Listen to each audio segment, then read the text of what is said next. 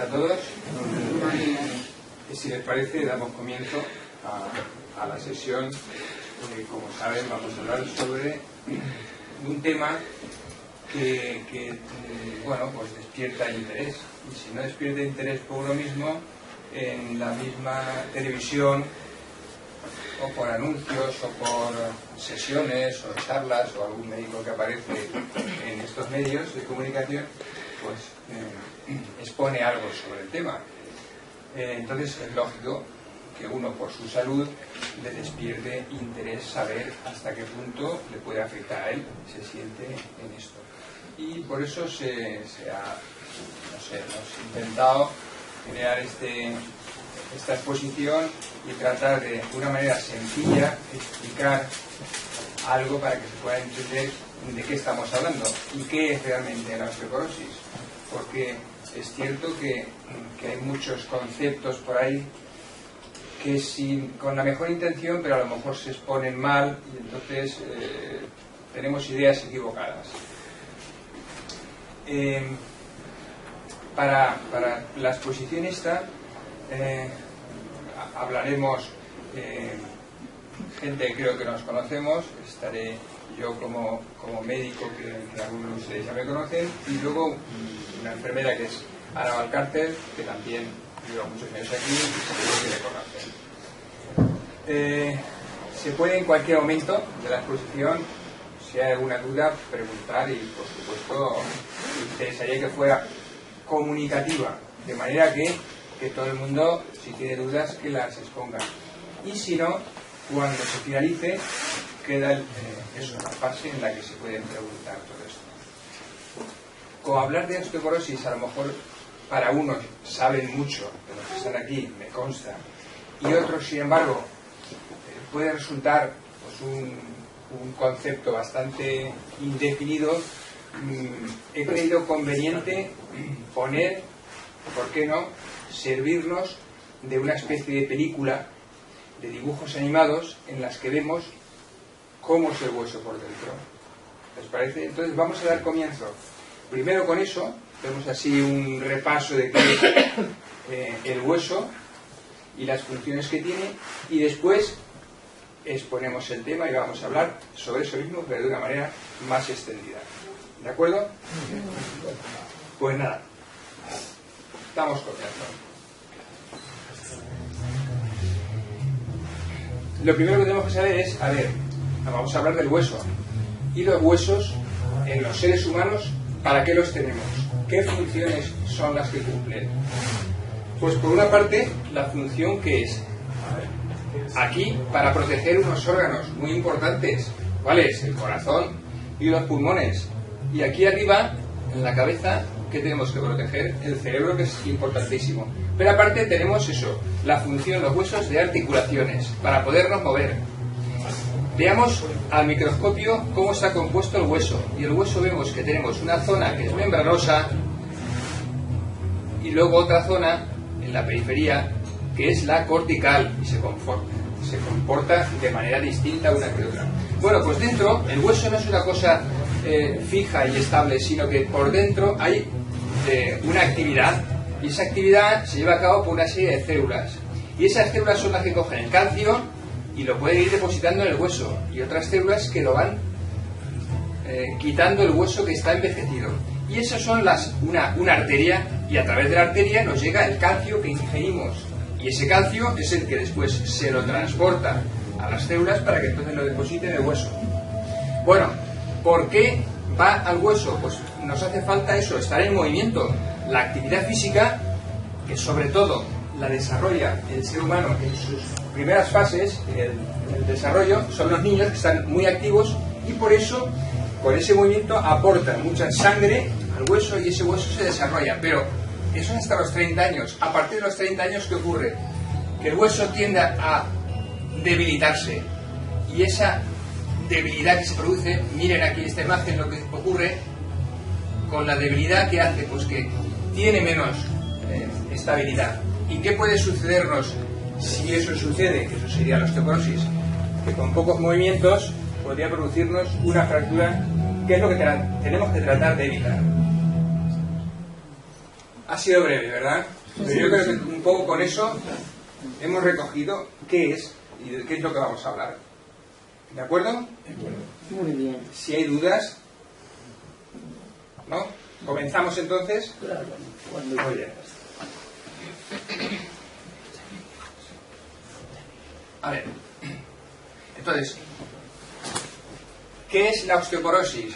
Pues bueno, la osteoporosis, por lo que hemos visto ahí, es ese desarrollo que había en el hueso, que lo normal es que hasta los 30 años se nos haya ido fortaleciendo y depositando suficiente calcio para llegar a tener un buen pico de masa ósea.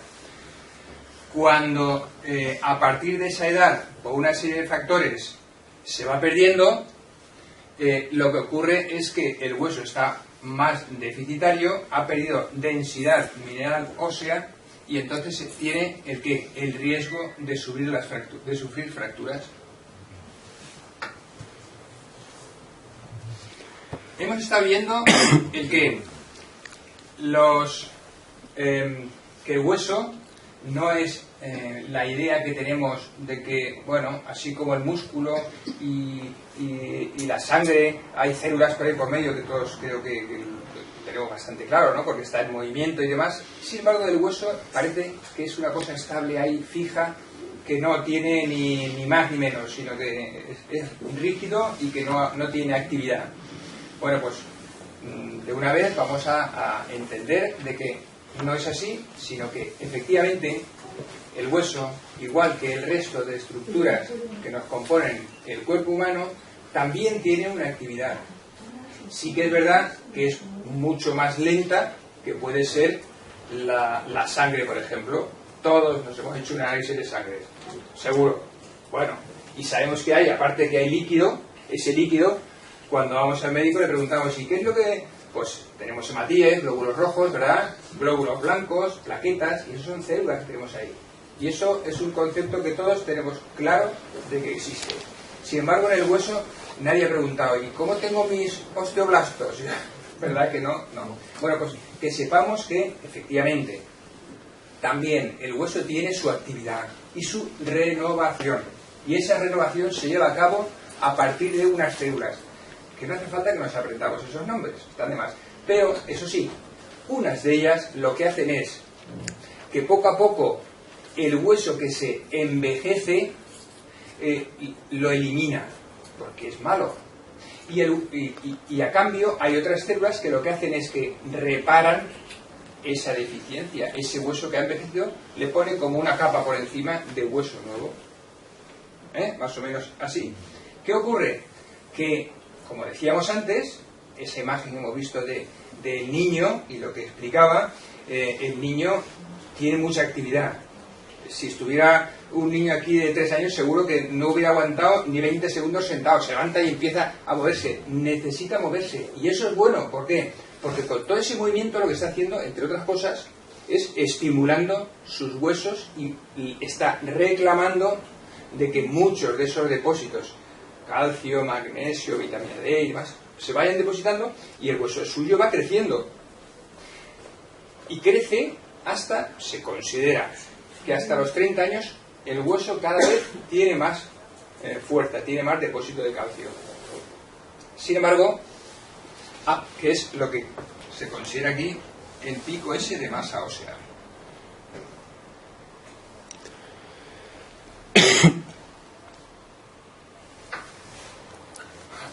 Sin embargo, a partir de esa edad, ¿qué ocurre?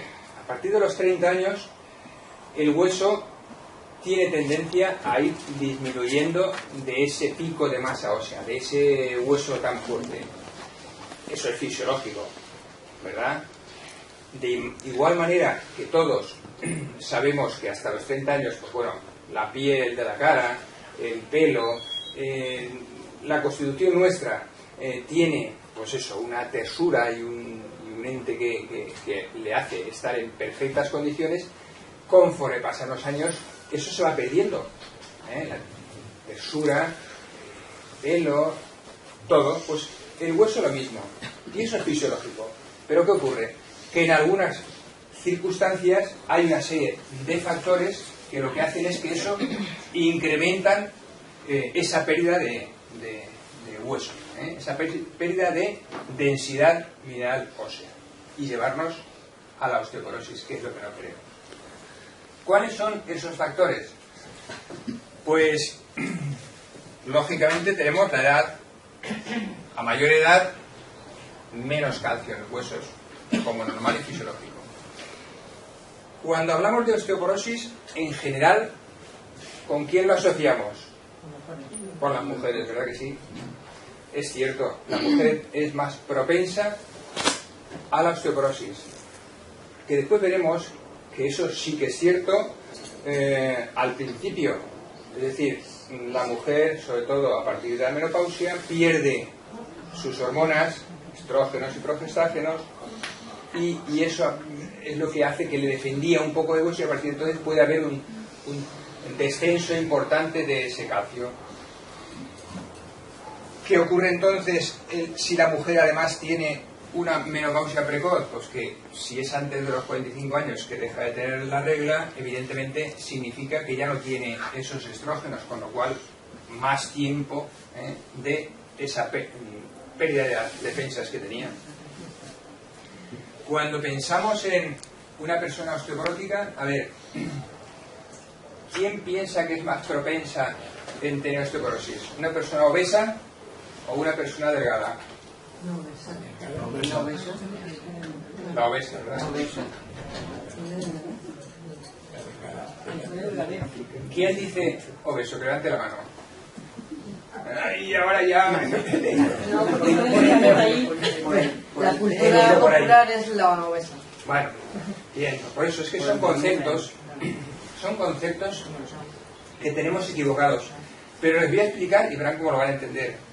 Una persona obesa, o mejor dicho, como he comentado anteriormente, hemos visto a ese que estaba corriendo por ahí, y la actividad del niño, ¿qué pasa? Que con la actividad y con el movimiento hace que el hueso gane, ¿no? Que tenga más calcio. Vale. Si tenemos una persona obesa, el hueso tiene que soportar más peso que la persona delgada. Entonces, ¿quién va a tener más hueso más fuerte? Delgado. Por ejercicio se tiene que el otro tiene menos ejercicio. No. Dos personas, una con 80 kilos y otra con 50 kilos, estando de pie, los dos, ¿quién tiene que soportar más peso? Sus huesos. Claro, la persona obesa, luego entonces ella tendrá el hueso más fuerte. La persona delgada, como tiene que soportar menos, su hueso no necesita tanto esto, entonces está más deficitaria. Un poco para entender eso. ¿Qué es lo que ocurre? Que efectivamente un factor de osteoporosis sería la delgadez, pero no la persona normal, sino delgadez extrema, es decir, tener un índice de masa corporal muy bajo. Es decir, las que salen en las modernas, esas realmente pueden tener un riesgo importante de osteoporosis por su delgadez. Sería un factor a tener en cuenta. Como anécdota. Pero lo de la delgadez yo lo asocio a que comes menos, te alimentas menos, quizás. No, es porque deberías estar más fuerte, deberías estar mejor, ¿no? Supuestamente. Sí. Pero si requiere menos, no es porque requiera menos sencillamente por peso, sino... Sí, sencillamente por la propia delgadez, por el menor estímulo que le hace a sus huesos, tiene menos cambio, menor estímulo.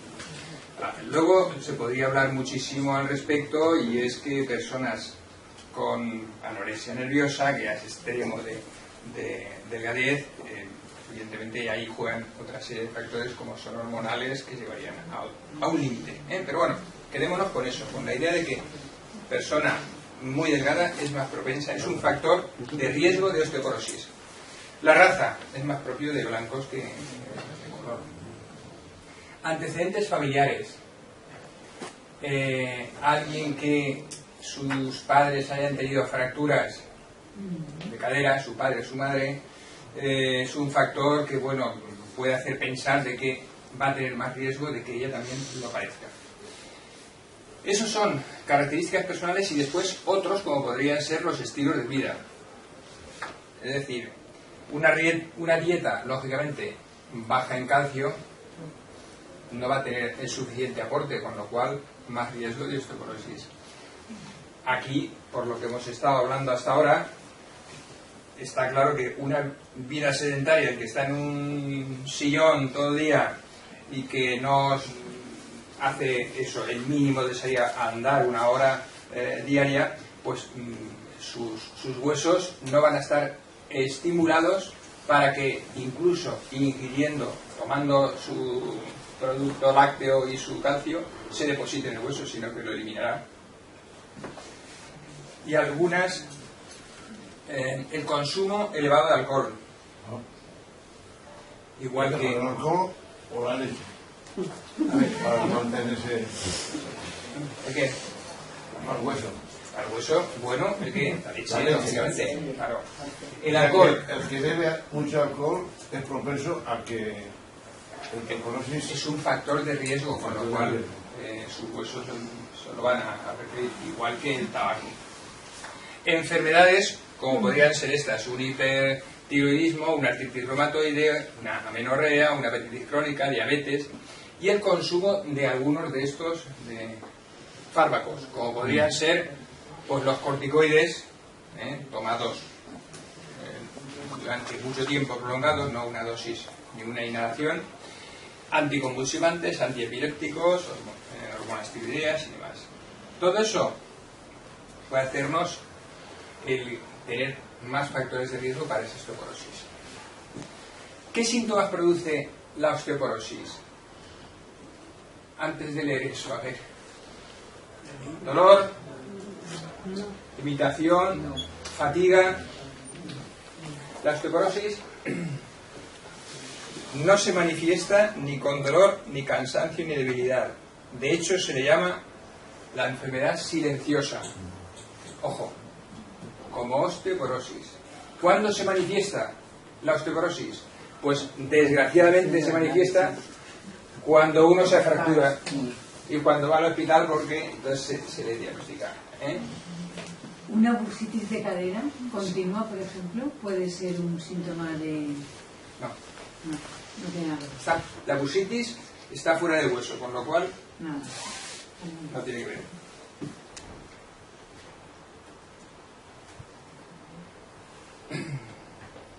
¿Cuáles son los huesos que se afectan más en la osteoporosis?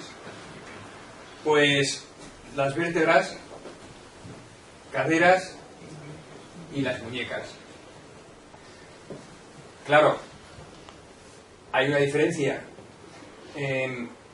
Es más frecuente las de vertebrales que las fracturas osteoporóticas de cadera, afortunadamente. Una fractura vertebral osteoporótica da unos síntomas y da un dolor y da... Pero bueno, las limitaciones no tienen ni punto de comparación que una fractura de cadera. La fractura de cadera no basta con dar un anestésico y ya soldará, sino que hay que operar. Con lo cual es una intervención y la intervención tiene sus riesgos, es unas limitaciones importantes. La persona que se fractura después, la recuperación le va a costar mucho más que las de columna. Y las de muñeca, pues bueno, todo el mundo ha visto una escayola y al cabo del tiempo pues prácticamente se ha quedado igual. Luego, entonces las de cadera son las que tienen unas consecuencias bastante más graves. ¿Qué es lo que vemos, sin embargo, en las fracturas vertebrales? Pues lo típico que es, pues la paciente que vemos con eso, con la joroba, porque hay una fractura, entonces se va curvando cada vez más y ya no puede levantar. Todos hemos visto, no con una, sino con varias fracturas vertebrales.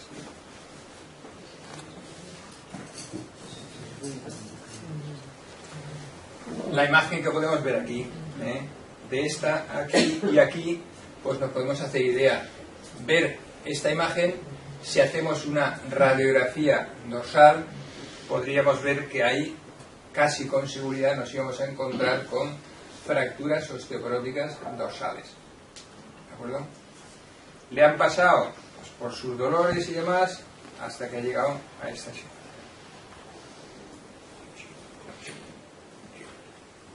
Muy bien.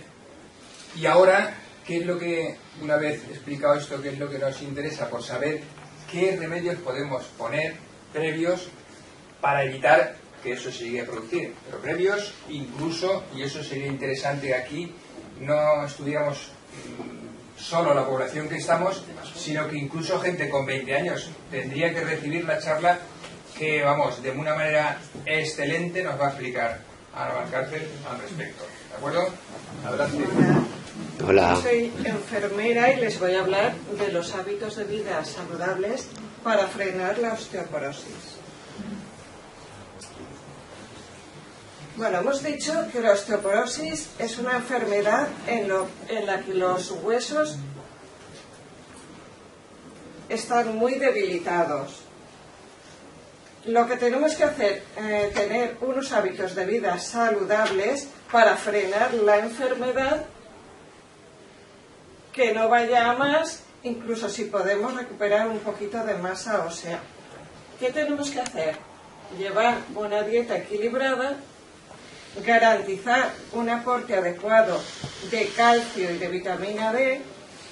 Lo que ha dicho el doctor, procurar no tomar alcohol, no fumar, disminuir la ingesta de estimulantes como té o café y hacer ejercicio.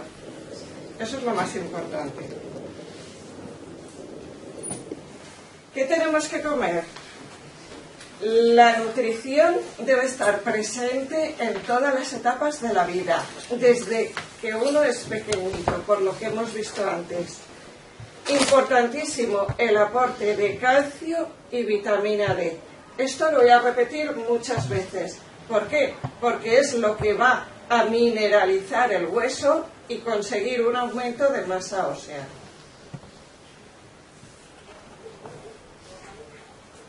El calcio. ¿Qué es el calcio? Es un mineral esencial y es el principal componente que hay en los huesos. De todo el calcio que hay en el cuerpo, el 99% está en los huesos. ¿Qué ocurre? Que cuando el organismo, por cualquier motivo, necesita calcio, ¿de dónde lo va a coger? De los huesos, siempre. Y hay etapas en las que necesitamos más calcio. Por ejemplo, lo que ha dicho el médico con determinados medicamentos, en la menopausia, con una edad avanzada, por muchos motivos, y siempre se va a coger del hueso. Si no tenemos una buena mineralización, el hueso se va a deteriorar mucho. ¿Y qué alimentos son ricos en calcio? Todo el mundo sabe que los lácteos, la leche, los yogures, los quesos, pero hay muchos otros. Por ejemplo, la soja y todos sus derivados. Por ejemplo, la verdura de hoja verde.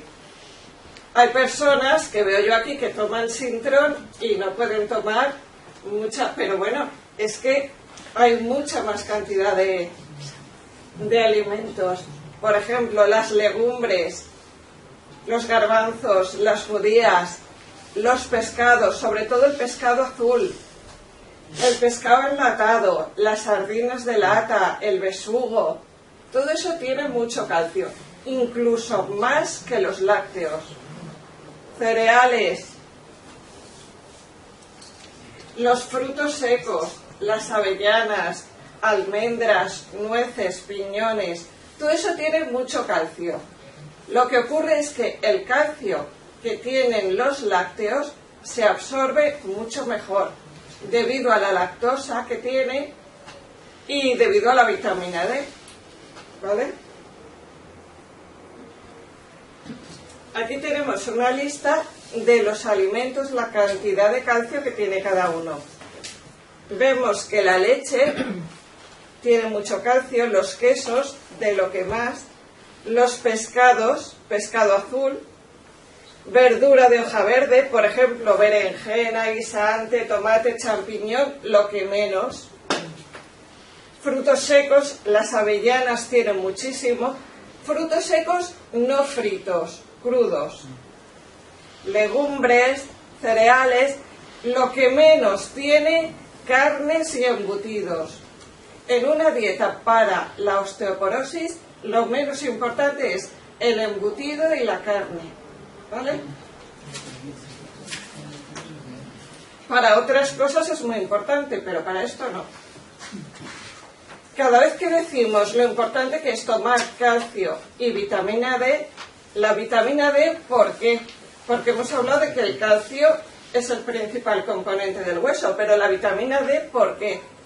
Pues porque es la vitamina que hace que se pueda absorber el calcio. Si no hay vitamina D, no se absorbe. ¿La vitamina D dónde está? Pescados azules, mantequilla, leche, quesos. ¿Qué pasa? Que nosotros tomamos vitamina D, pero si no recibimos la luz solar, esa vitamina no se activa. Con lo cual, cada día hay que salir a la calle, tomar un poquito el sol, manos, cara en invierno, brazos, porque si no, no se activa la vitamina D. Si la vitamina D no se activa, el calcio no se absorbe. ¿Vale? Por eso siempre hablamos, calcio, vitamina D, va unido los dos.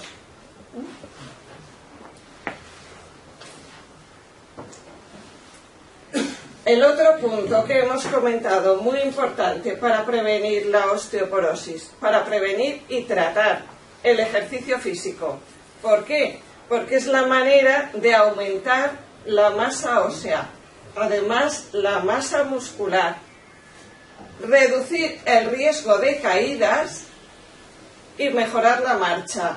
Cuando una persona hace ejercicio, la coordinación mejora, la flexibilidad, hay menos riesgo de caerse. ¿Qué ejercicios podemos hacer?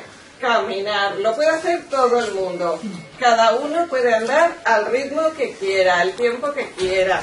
No necesita preparación especial. Todos podemos salir a caminar. Se recomienda 1 hora al día, los 7 días. Cada uno lo que pueda. Otro ejercicio, el baile, la danza. ¿Por qué? Porque se ejercitan casi todos los músculos del cuerpo. Además, se entrena la memoria, se coordina mejor, fortalece los músculos, ayuda a estar más flexibles. Además, es muy agradable hacer ejercicio con música. Otro ejercicio puede ser pedalear. El problema es que una persona que tiene osteoporosis corre el riesgo de caerse y fracturarse algo. Una bicicleta estática está bien. A mí no me gusta la bicicleta para personas con osteoporosis por el riesgo de caídas, ¿vale? Sin embargo, subir escaleras es otro ejercicio que podemos hacer todos. Fortalece mucho los huesos y tampoco necesita ninguna cosa especial. Todos podemos coger una escalera y para arriba, ¿vale? Y por último, nadar. Nadar también es un ejercicio muy completo en el que todos los músculos y huesos se ejercitan, las articulaciones se hacen más flexibles, baja el nivel de colesterol, ayuda a perder peso y ayuda a formar masa ósea, que es de lo que se trata. Nadar, ¿qué es aconsejable? Pues cada uno lo que pueda. Lo mínimo, pues un par de veces por semana. ¿Vale? De todas formas, los ejercicios, andar y subir escaleras, no hay excusa. El resto, pues uno puede decir, no me gusta el agua fría, no me gusta el baile, pero andar y subir escaleras, todos podemos hacerlo, ¿vale? Otra de las cosas importantes, prevenir las caídas, porque estamos diciendo todo el tiempo que con la osteoporosis el hueso está débil. Si está débil es fácil que se rompa. Para que no se rompa vamos a prevenir las caídas y vamos a tomar posturas en las que no dañemos esos huesos. ¿Qué haremos? Si tenemos que coger cargas, procuraremos que la columna no forzarla, igualar el peso. Si tenemos que coger un objeto del suelo, pues pegado a nuestro cuerpo con las 2 manos. lo mismo, trasladar objetos en las dos manos por igual. Mejor que cargar, arrastrar un carro. Y mejor que arrastrar, empujar. Siempre, todo lo que se pueda llevar empujando un carro, mejor que arrastrar. Y arrastrar, mejor que cargar. Si cargamos, estamos haciendo una fuerza sobre nuestra columna y podemos las vértebras aplastarla.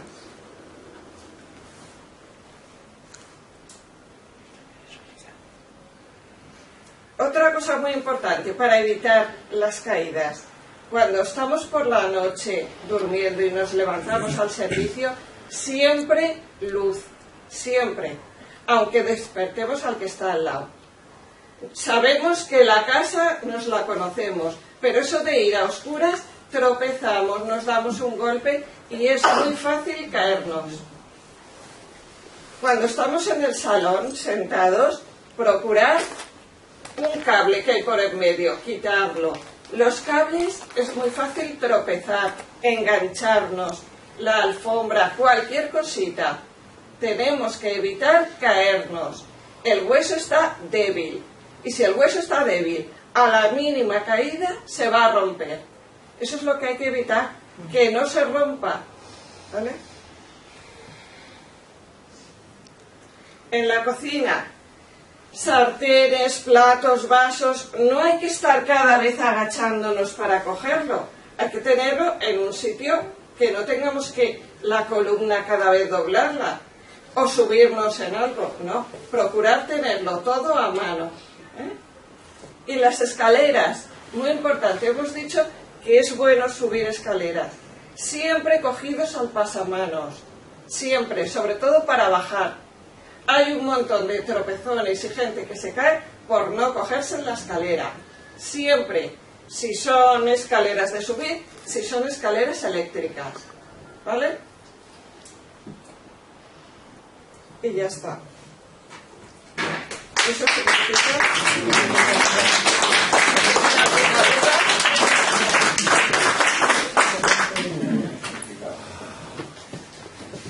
Bueno, creo que ya queda poco, queda poco, pero vamos a continuar un poco para tratar el tema de tratamientos y dudas que puedan quedar al respecto. Pero pienso que a estas alturas ya, después del rato que llevamos aquí, un poco los conceptos ya los tenemos más, ¿verdad? Más claros, más sedimentados. Muy bien. Bueno, pues, si me permiten, continúo brevemente con una exposición de esto, de cara al tratamiento del paciente que no ha podido llevar a cabo esa prevención, esas medidas y que está con la osteoporosis. Bueno, lo primero es diagnosticarla. Tenemos un problema, como decía, de concepto, como decía al comienzo, y es que de la osteoporosis se habla mucho y no es raro el caso de la paciente, o el paciente, pero en general la paciente, que viene a consulta y dice: oiga, es que mi vecina está tomando unas pastillas para el calcio y yo también nunca he tomado nada de eso. Yo quiero calcio. Sí, como término general. Evidentemente, claro, no consiste en todo el mundo tiene que tomar calcio y todo el mundo tiene que tomar bifosfonatos o otros productos que hay para la osteoporosis, sino lo primero que hay que hacer, seamos un poco cuerdos en el tema, y es diagnosticar que una persona tenga osteoporosis. ¿Y quién tiene que diagnosticar la osteoporosis?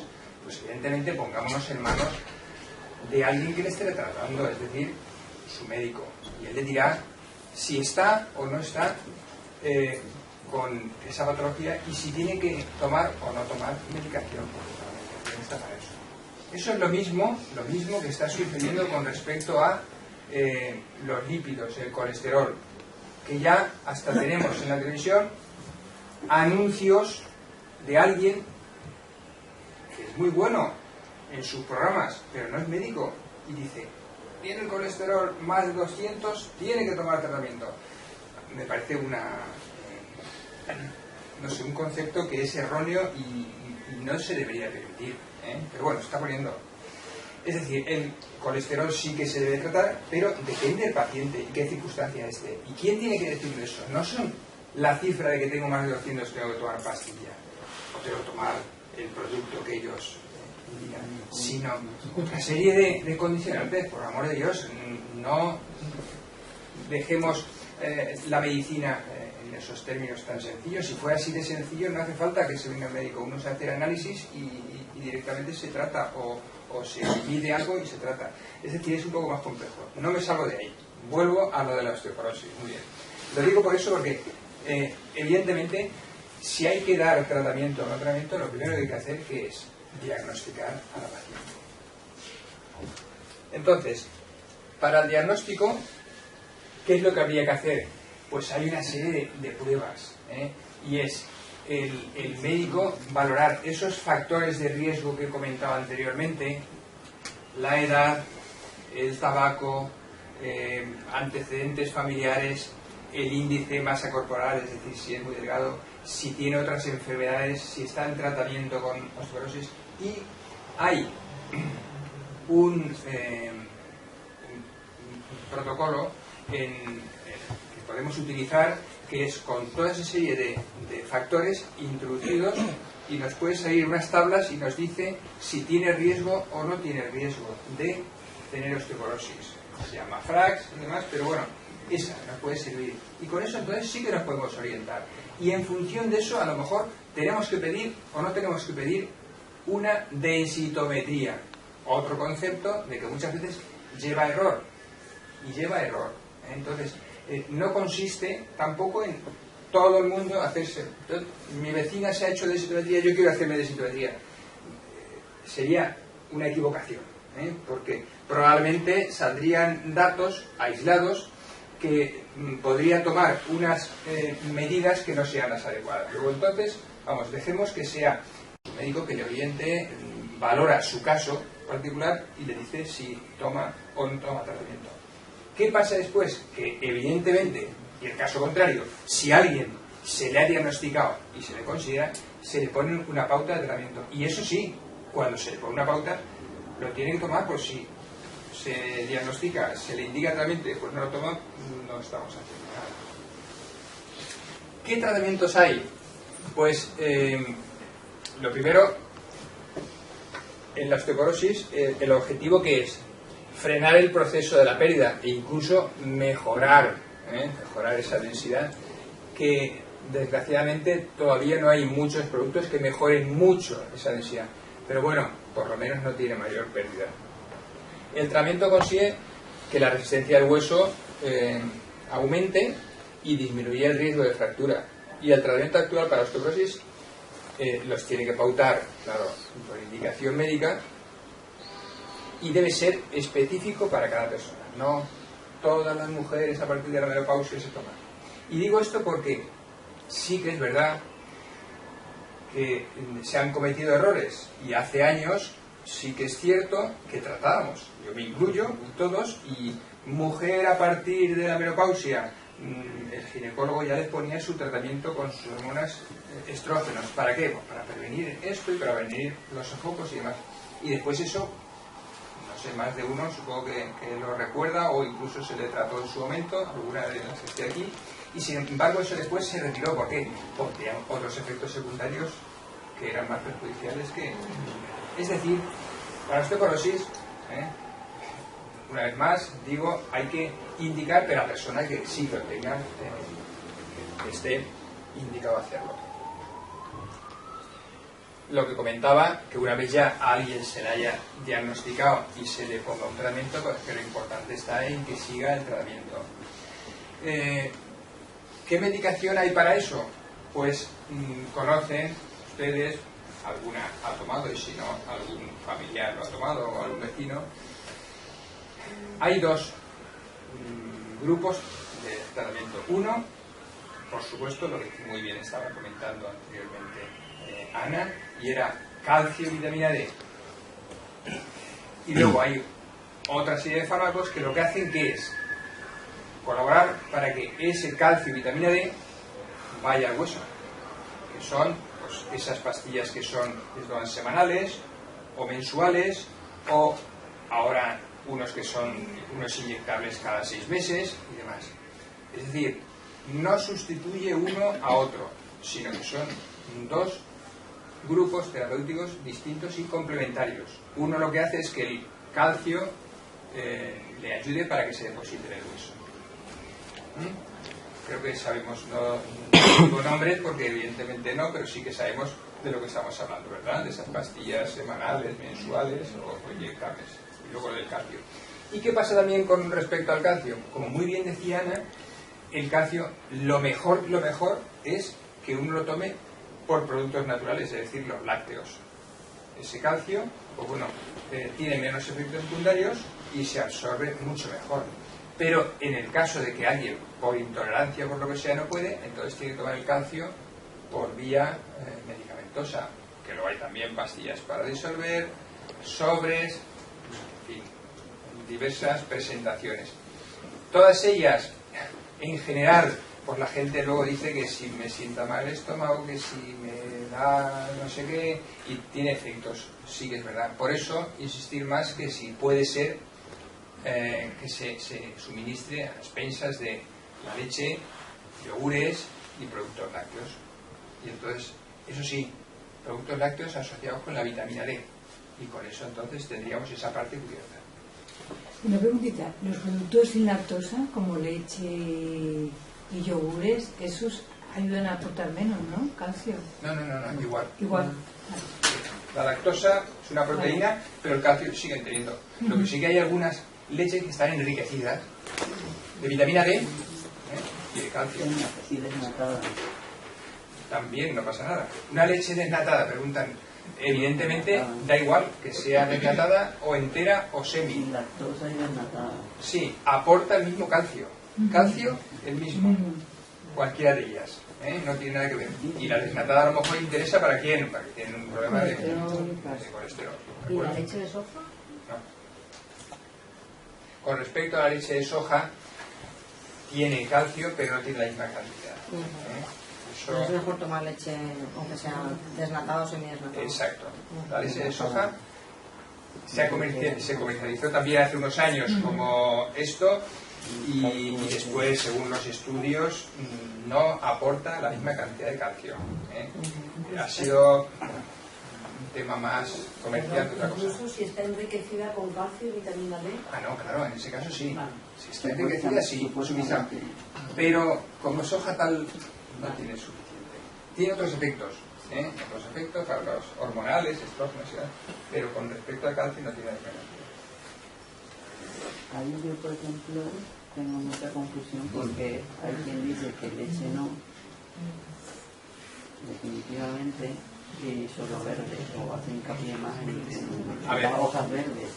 A ver, bueno, con esto ya hemos acabado de decir lo que teníamos preparado y a partir de ahora, por supuesto, las dudas que puedan tener no se corten y las exponen. Está preguntando aquí, sí, que yo llevo mucho tiempo con esto y entonces la confusión es así. Sí, que es porque cierto. cada uno dice una cosa. Claro. Entonces, que las vacas no se alimentan de leche, por tanto, pues...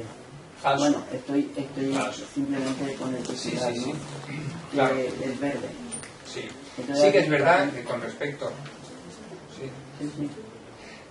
Con respecto a esto de la osteoporosis, efectivamente se han cometido errores de concepto con la mejor intención, pero si en un principio se hablaba de una cosa y después se ha visto que eso era falso. Yo veo que hay muchas teorías. Sí, y con respecto a la leche, si se entra en Internet, que Internet es maravilloso, el Google es maravilloso, pero tiene muchos riesgos, y es que todo el mundo puede escribir y publicar ahí y decir sus teorías, sean válidas o no sean válidas, lo escribe, con lo cual el que lo lee, si no criba, puede pensar que eso es tan válido como otra teoría de alguien que sí que lo ha estudiado seriamente.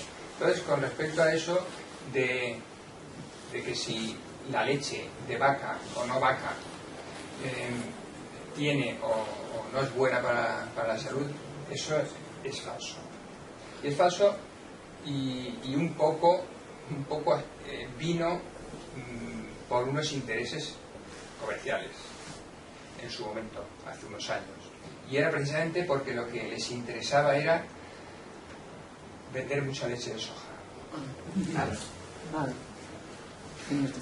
Sí. Y eso fue, interesó en su momento.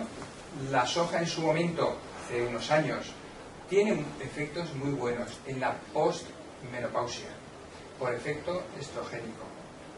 Entonces, en la India se consumía mucha soja, en China se consumía y se vio que las mujeres ahí...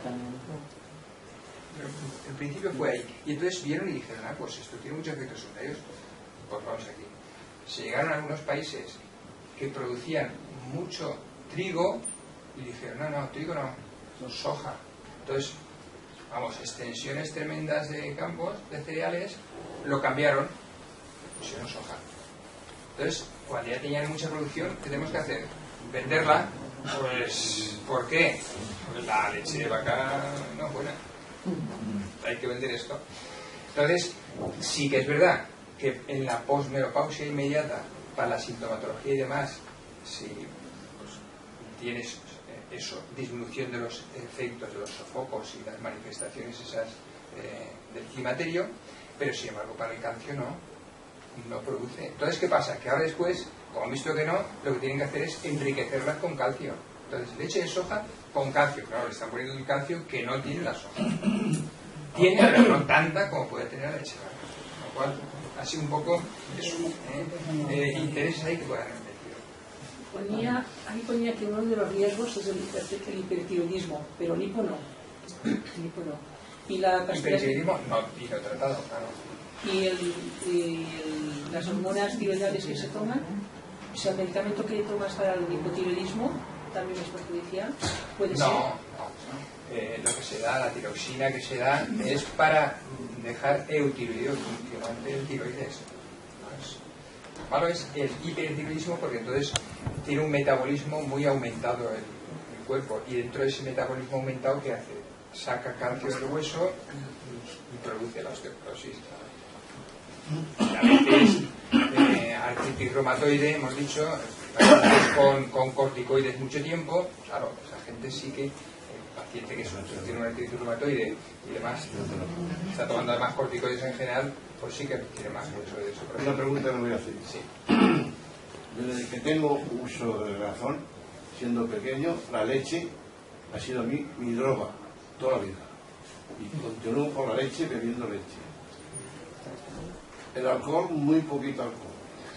Tengo 86 años ya. Ando a gimnasia, tal y cual, y osteoporosis, no, simplemente sí, un poco de desgaste de las rodillas, pero me mantengo bastante bien. Es el ejemplo más claro de lo que estamos diciendo aquí. Usted ha hecho todo lo que se decía aquí que había que hacer sin que nadie se lo dijera, con lo cual sus huesos están encantados. A ver, eso más claro que más claro. Toda la vida. Claro. A ver, al principio he hecho una pregunta de ¿quién tiene más riesgo de osteoporosis? ¿La persona obesa o la persona delgada? No. Está claro ya, ha quedado claro, la persona delgada. ¿Qué es lo que ocurre?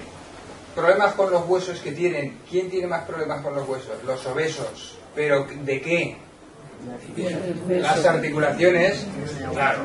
Luego entonces, pero es que no tiene nada que ver. No tiene nada que ver la artrosis, que es el desgaste de la articulación, con la osteoporosis, aunque por los nombres se puedan parecer. La osteoporosis, después de esto, creo que ya todo el mundo sabe claro que es la osteoporosis, ¿verdad? ¿Y la artrosis qué es? Pues el desgaste de la articulación. Lógicamente la articulación que tiene que soportar más peso, se desgasta más la persona delgada. Luego entonces, ¿lo ideal qué es? Pues bueno, no tener... Sí, exacto, tener un índice de masa corporal, perfecto, bien. Pero dentro de eso, la persona que no sea obesa, pero que sin embargo sí que se mueva, porque entonces está estimulando a su hueso para que reclame, que le llegue más sangre con el calcio y lo deposite en sus huesos. El resumen podría ser ese. En relación, quizá la pregunta no sea correcta. La artritis. Seguro que sí. ¿Qué que ver tiene la artritis y la artritis? Digo yo. La artritis en general es un proceso inmunológico, una patología inmunológica. Es decir, un poco, a ver, el organismo de una persona, a veces, por error, lo que hace es que genera unas defensas, que eso está bien, las defensas contra los agentes externos, pero a veces se confunde y genera defensas contra su propio organismo, y entonces eso es malo. Entonces lo que ocurre en la artritis reumatoide, por ejemplo, lo que está sucediendo es que su propio organismo genera unos anticuerpos, unas defensas, contra las propias células suyas.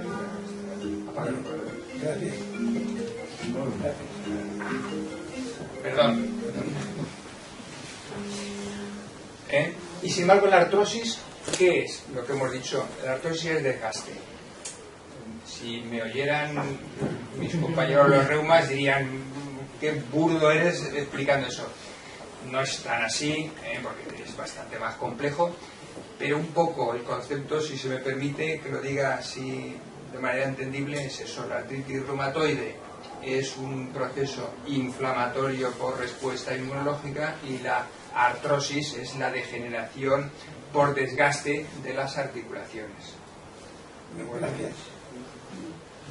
¿Qué protocolo médico se sigue para que un usuario diga si tienen que revisar si tiene osteoporosis o no? Porque lo cierto es que si no va un usuario a decir revísenme, la seguridad social no lo hace de normal a partir de cierta edad, ¿o sí? Sí.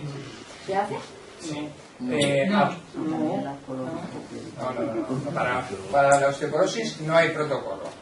De eso, como estamos hablando de las colonoscopias que han surgido, ni la hernia de mama, ni cosas de esas, ni cáncer de colon, que eso sigue protocolo y se les llama. Para esto no hay protocolo. Pero, porque bueno, no existe, y además se ha ido variando un poco. Yo sí que les puedo decir que con respecto a la osteoporosis, que hace unos años, como he comentado, mujer posmenopáusica ya se le daba un tratamiento y demás, es decir, con 50, 55 años estaban con tratamientos por osteoporosis, se ha visto de que no era beneficioso, sino que parece que por consenso de los que saben mucho en todo eso, han llegado, los americanos y demás, que siempre intervienen mucho en esto, han llegado a la conclusión de que está indicado, salvo excepciones de una mujer que se le haya histerectomizado, o sea, a los 40 años por lo que sea, o que esté con procesos previos, que entonces a lo mejor hay que darlo antes, si no es a los 65 años cuando se les tiene que plantear, y si tiene indicación o no, de una densitometría o tienen que hacer algún. No antes. Antes es en casos puntuales de esos, una artritis reumatoide que esté con tratamiento con corticoides, o un índice de masa corporal excesivo y que tiene una amenorrea, que tiene su menopausia, pues que sea antes de los 45 años. Pues esas pacientes está claro que sí, son problemas de endocrino importantes que ya se les someten. Pero si no, persona normal, así un poco a bote pronto, 65 años. Es cuando entonces, pues bueno, sí, no, y entonces empezamos con tratamiento. Más o menos, Pues con una sola pregunta. Yo tengo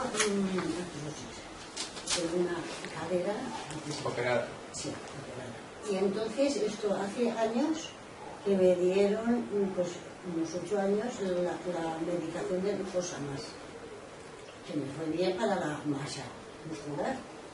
Pero bueno, ya hacía años. Para la masa muscular, no para la osteoporosis, precisamente. Para la osteoporosis. Sí, pues además es la pastilla semanal que decía. De sintometría, el día 22 en el hospital, tengo una de sintometría. Sí. Entonces, yo he oído un proceso poco. Ya, entonces usted, no conozco su historial, pero me imagino que habrá sufrido una fractura. No fue por fractura, se le operó.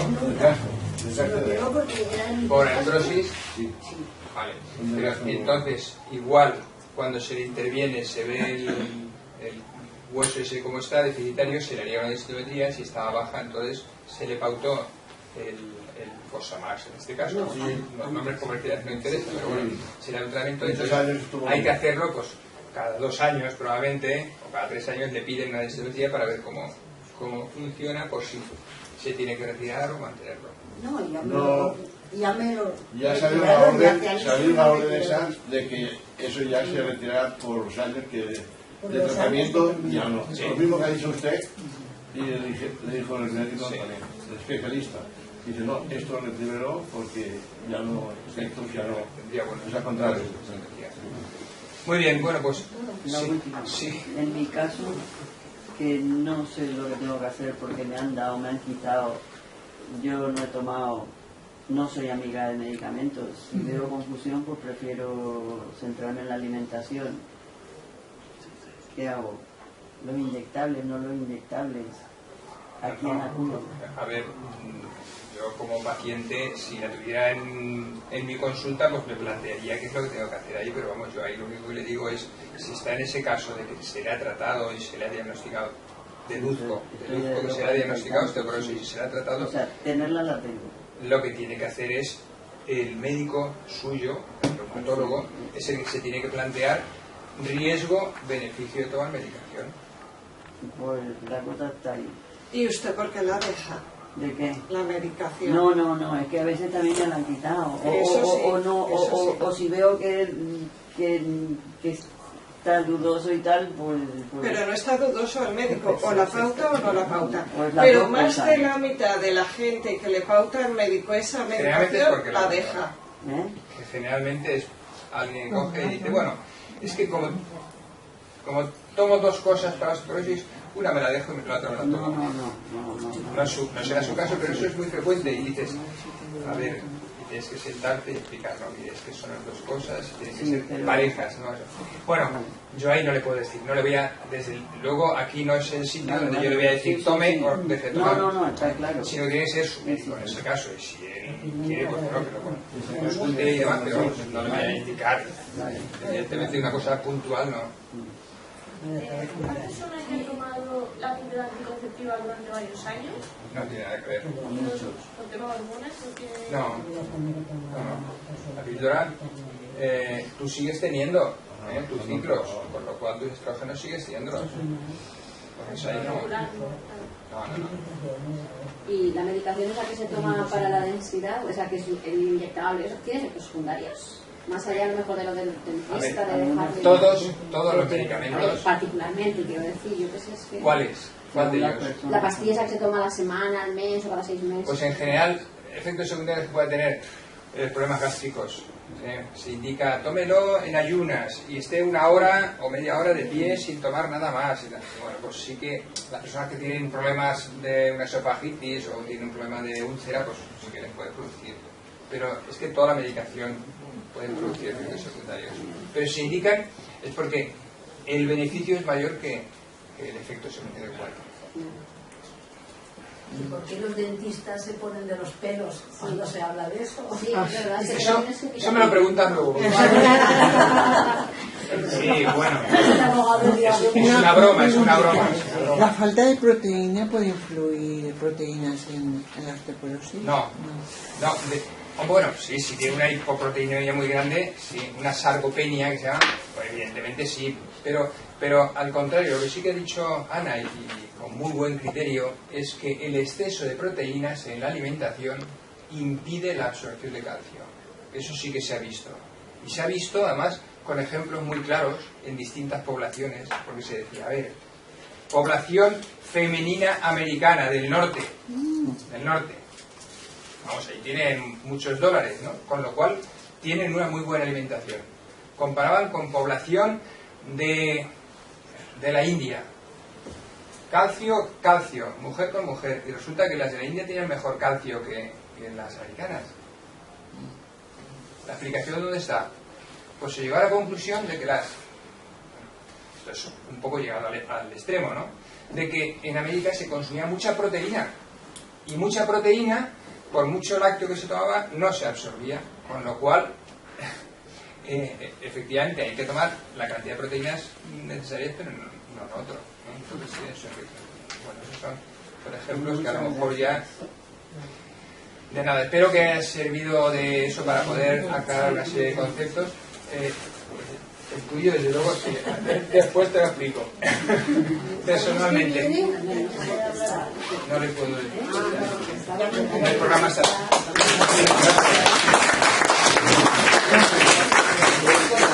Gracias.